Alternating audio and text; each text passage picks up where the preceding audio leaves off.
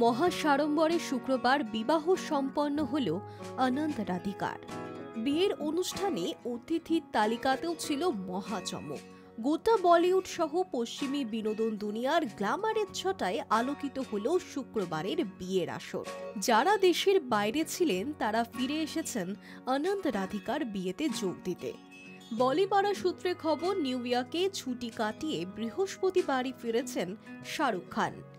Germany থেকে ফিরেছেন ক্যাটরিনা কাইফ।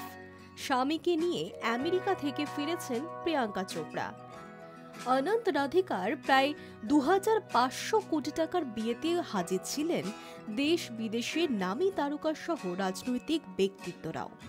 তবে এত তারকার মধ্যেও অনুপস্থিত ছিলেন অনেকেই। বলিপাড়া সূত্রে খবর, অম্বানি পুত্রের বিয়ের অনুষ্ঠানে অনুপস্থিত ছিলেন বলিউডের খিলাড়ি অক্ষয় কুমার। শুধুমাত্র অক্ষয় নন, অনন্ত রাধিকার বিয়ের অনুষ্ঠানে অনুপস্থিত ছিলেন বলিপাড়ার অন্য তারকারাও। সেই তালিকায় রয়েছেন বলি অভিনেত্রী কঙ্গনা রানাউত। ছিলেন না সানি দেওয়াল। শুধুমাত্র সানি নন, ধর্মেন্দ্রর কনিষ্ঠ পুত্র ববি দেওয়ালেরও দেখা মেলেনি অনন্ত রাধিকার বিয়েতে।